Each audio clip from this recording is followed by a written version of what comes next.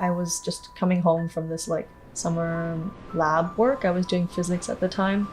And then I remember like looking at the train tracks in the subway station and just going like, wish I could just lie there and like not move.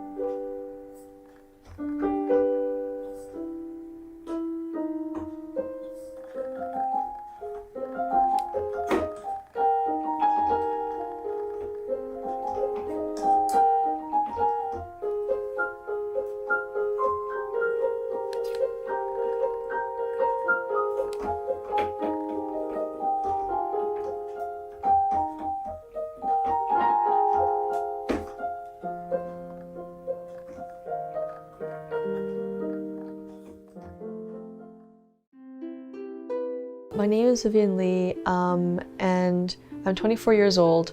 My pronouns are she, her. I'm currently a student at UBC. I'm doing my MFA in creative writing. I write poetry because it's a way to explore and express the parts of myself that I can't verbally understand or even physically understand.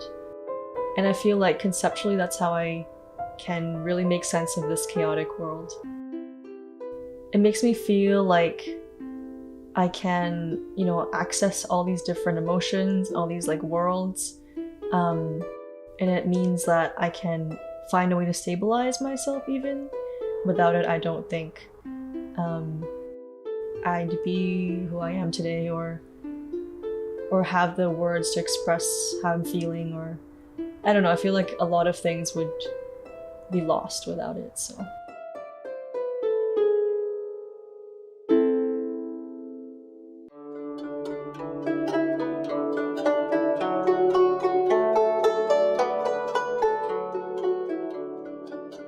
In my native language, my name means, there's two characters. So one means morning and dawn, and the second one means like knowledge, and multicolored clouds, so.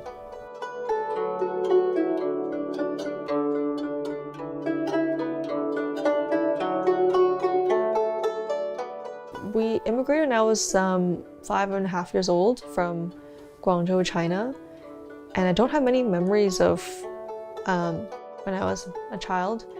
But yeah, that's kind of where we came from, and I've gone back like once.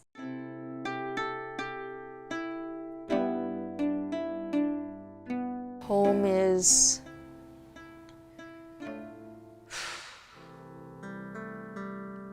where I find peace, I think, and like comfort. And to me, home is like an art. Yeah, I have a complicated relationship with my family, so.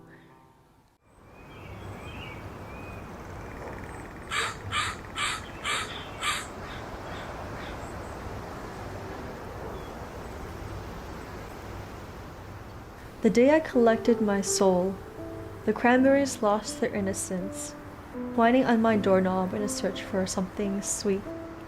It was nearly sunset, and the mole people scuttled underground with badges and tales of espionage, the orchards dripping with caterpillars. Dark clouds almost sang my feet to sleep when a splitting echo poured forth blood, and you rose to greet me from your magma coffin. I collected your rain, your torment, and dribbled your ashes on the floor in a crucifix. My clipped wings panged as I knelt before the god of thunder. How soft, how secret your eyes were, how deeply they drank my light, and wafted blue-red for the gleaming mirror. You who I loved had become a wiser being than men, and I, who scraped each fallen fragment of you, prayed you would be free.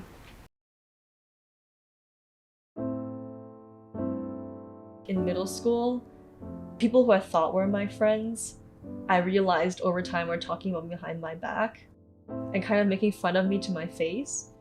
And I tried to pretend that didn't matter to me and just brushing it away, but it really did hurt me, I think. I didn't ever acknowledge them that I was hurt, and I didn't ever talk to them about it. And then in high school, it was this whole thing where I couldn't trust anybody, I felt like, but at the same time I didn't want to be alone. So I kept to the same group, and I kept telling myself eventually they will like me and they will accept me and they'll be like whatever.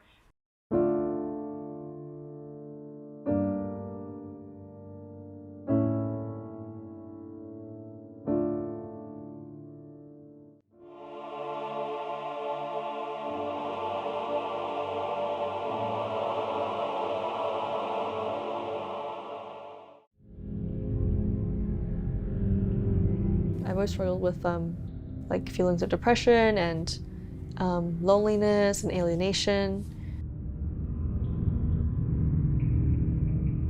It's kind of been coming and going, but definitely something that impacts me a lot.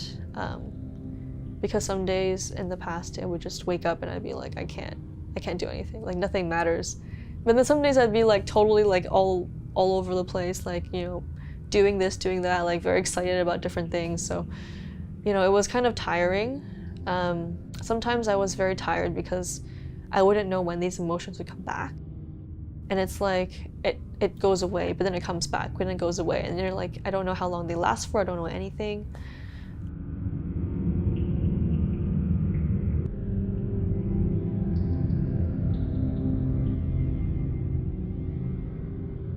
The analogy I have for the depression that I feel, because I feel it's different for everybody, the way that I see it is I'm on a raft and I'm in the middle of an ocean, and sometimes it's very smooth. It's oh, everything is great, everything is smooth sailing. Sometimes it literally huge tsunami waves will come at me, and I'm just gonna be whoa, what's going on? And sometimes I fall, or sometimes tip over, or it's very unstable, the situation, and I can't control it. It just kind of comes and goes.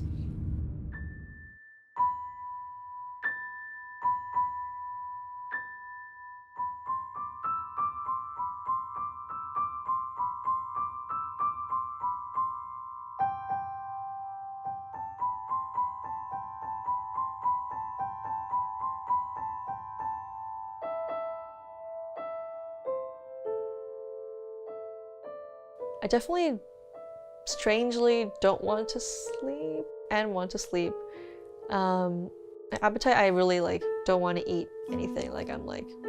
I know that I'm kind of out of it, out of that depression kind of phase, or wave, I would say, if I start feeling hungry. I'm oh, I feel hungry, that's great, we're good now. But sometimes I would look at the food and nothing looks appetizing.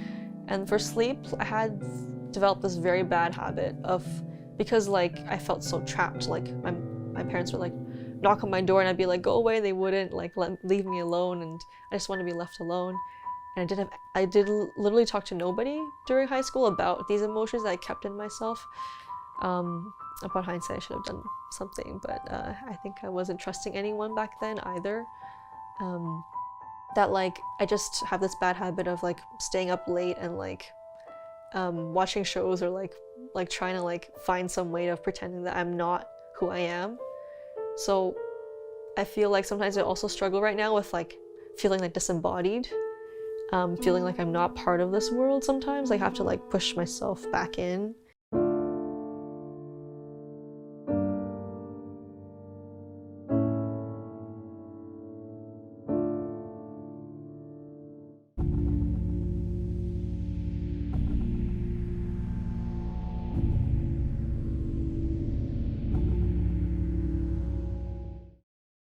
I was just coming home from this summer lab work. I was doing physics at the time. And then I remember like looking at the train tracks in the subway station and just going like, I wish I could just lie there and like not move. But like in a way that was kind of like, oh, I wish it just all ended there after I lied there. Then I was thinking, you know, like what's kind of preventing me from just lying there. And then I tried to go through different things, like, you know, the traditional things. I was like, family. Back then, my family and I, you know, we were not that close. I mean, we still are kind of working through things. So I was like, no, family was kind of the reason why I got to that point as well. And then I was like, friends, and I was like, friends was also like kind of the reason why I got to that point. And by that time, I didn't trust anybody, so I pretty much didn't tell anybody about my emotions, and I kind of bottled up for years. So then I was like, okay, well, those two are not keeping me here. Like, it doesn't feel like anything's trapping me here or tethering me to the ground. And then I was going through other things, like, I don't know what else. I don't have any pets. My turtle ran away. That's another story. Turtle ran away, so it's like, well, there's no pets in my life either. And like all my extended family is like other places in the world, like China or the US. So I mean, there's not really a lot there either. So then I was like, well, I have to like, I felt like there was part of me that still wanted to stay because I like created a reason for myself. I was like, what if the reason why I live is so I can create, so I can like live to create. And I know it's an artificial reason, but I was like, oh, what if I like, even after I leave something of me behind. So then like, it feels like I was here somehow. It feels like there's a memory of me left. Because back then I don't think I felt like I was very important to this world in any way. And so I decided, well, that's the reason for, I guess, living.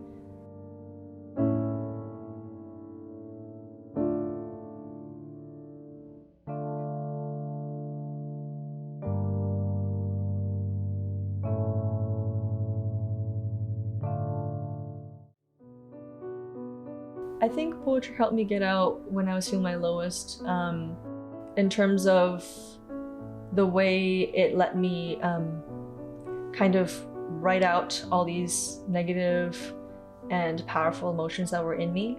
And by doing that, even though I couldn't like say it, I could at least like write it. It would be somewhere out in the world, and it would be something that I could, you know, I just felt like a release almost, because I realize a lot of the things I want to say, I never actually verbalize it. All the emotions I have, because my family is very much like a quiet, repressed kind of group of people. And I grew up kind of not really talking very much, I think.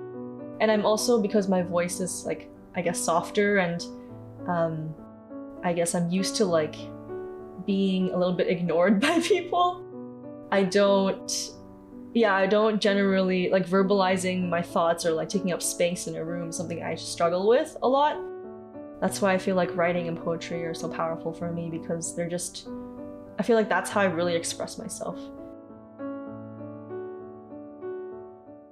I feel like a lot of things come from, they always reflect like a personal aspect.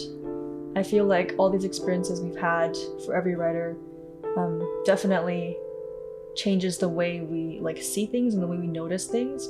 So for instance, someone who might not have ever experienced racism may not like see an event happening on the street or see like the news happening and like react strongly.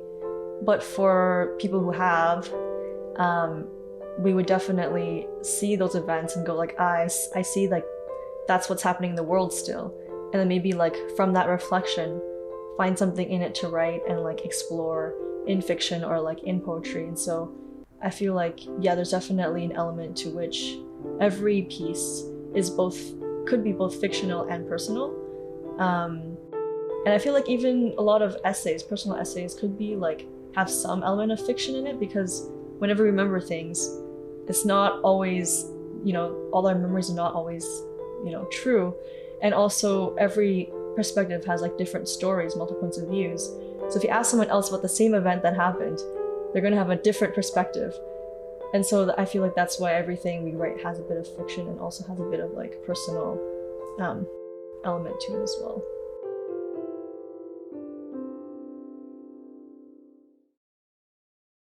I think I'm more of a morning person, so I tried to like wake up early to like write a bit every day, but these days it's more like spontaneous. It kind of like something happens and then I'm like, oh, this could be a poem, or like this could be something I like work on later.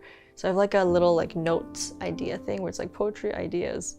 And it's usually things from like, I don't know, other art forms I've seen recently that have inspired me, or like things I want to write about, but I don't know how to do that, or maybe things I need to research more about that I haven't done yet. So it's like this whole like collection, and I have like a few unfinished poems I like to go back to that should just like kind of like tweak it and like figure out the right pacing, and reading it out loud helps as well for me.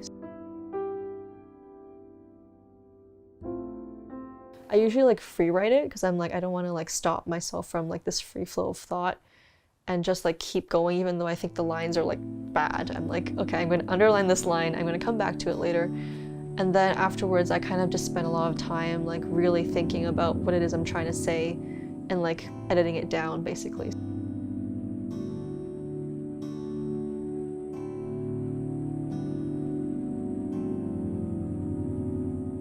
I feel like music influences both my poetry and my fiction. And I like writing about like, right now I'm writing more like, you know, things about anti-Asian racism, mental health, and intergenerational kind of ancestry. My structure, I used to be more on the traditional kind of like, let's say like for fiction, 3-act kind of structure. Right now I'm kind of looking for my thesis as well, for a novel thesis, kind of looking at what it means to go beyond that, or like what it means to like, you know, interweave different kinds of modes of writing, such as like in Chinese fiction where they like incorporate different kinds of, maybe they have like a section what's more like historiography or something like that, and then the next section they have something more like kind of like street talk, and like it's kind of interesting to see those interwoven, and so I'm kind of exploring what it means to like, you know, incorporate different kinds of cultural elements into my writing, because for my thesis it's kind of related to like Chinese philosophy, and so I wanted to see what it means for the structure of the novel to also change accordingly.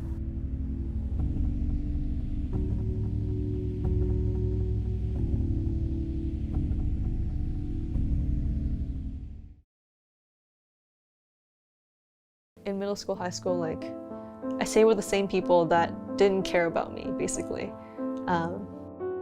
I thought they would, and then I remember in undergrad coming back after first year and going to see them this Christmas party, and everyone was like, I missed you, and then I was thinking to myself, I missed none of you. Like, I don't even know why I'm here. And then one of the people saw me and she was like, oh, Vivian doesn't miss us at all. And I was like, you know what, you're right. And then, but after the Christmas party, I felt so like out of it and very like sad, but then I was like, this is like a lesson for me, like don't stick around people who don't appreciate you, and don't think that they're going to appreciate you even if you stick around, or even if you're like, you go away or whatever. Like there's people out there who will. And I know that's hard, but if you keep going and finding what you love and doing what you love, and then you'll eventually find the people who also care about you in that way as well.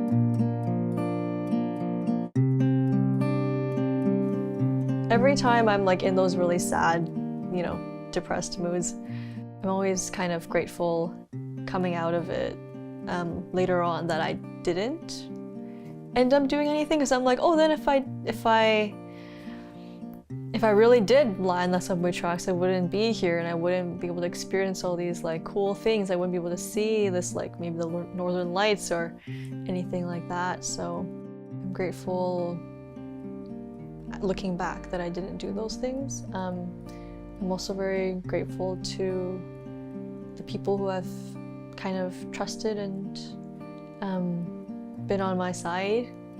My boyfriend has been very someone I really care about as well and who's been supportive of me. And for the chance to like do arts as well, because like I know that it was really hard to convince my family to be okay with that switch from physics and English to philosophy and English. But they've slowly been very supportive of me in that sense as well.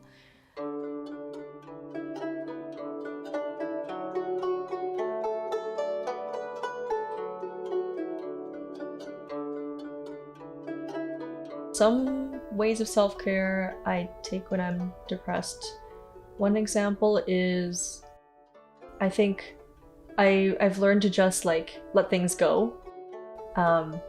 So for instance, if I'm like, there's a lot of work to do, but I'm like, I can't physically like or mentally approach it right now. So I'm like, I have to just let things go and like let people know about it perhaps, but like just kind of being understanding and like healing and protective of the self, and not like going the opposite way, which is like saying things like, oh, you can't, why are you so useless? Why can't you even do this? Like, you don't even, like, you can't do anything right, you know, like thoughts like that. Instead of doing that and like making myself feel even smaller, kind of trying to figure out ways to just let things go.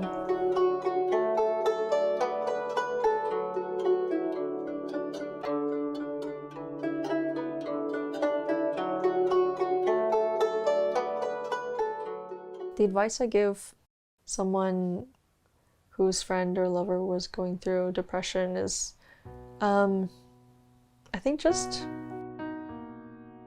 patience and empathy. But if you can't be empathetic, at least patience. Because like, they don't understand, I mean, for me, I can't generalize because I know depression is different for everybody. But for me, like, I don't understand myself. Like, I didn't know why I was doing these things. I just knew that I was doing them. Like, I don't know why I couldn't like enjoy life, or like why I couldn't like do all the work I needed to do or catch up on schoolwork, whatever. Like, I just knew I just couldn't do it. Like, it just wasn't possible. And it felt like there's this huge wall in front of me that I couldn't like break out of. So like, I think just being like patient and empathetic and just being there for them, listening to them, not asking them why they're depressed or like what reason they have to be depressed, which is what my dad asked me. He was like, why are you? And I'm like, if I knew, I would tell you. Then you could fix it and that'd be great. It's not like some kind of like, you know, like a blister you can just like let, you know, put polysporin on and wait for it to heal kind of thing. Sometimes, like I said, for me, it comes in waves. Like, it doesn't always show up, but when it does, like, I'm not, like, I need that space, I need that patience. And I feel like that kind of care is something that I wish the whole, like, world would also kind of understand, because everyone's needs are very different, and some people need a bit more time and space than others.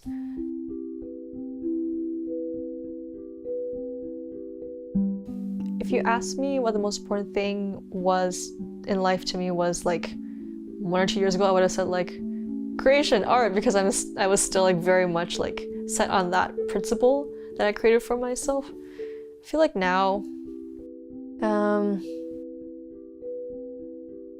it's like finding peace, or finding like love, and finding the people that I care about and the community that I care about. And kind of like, I really like the idea of like collaboration and co-creation art.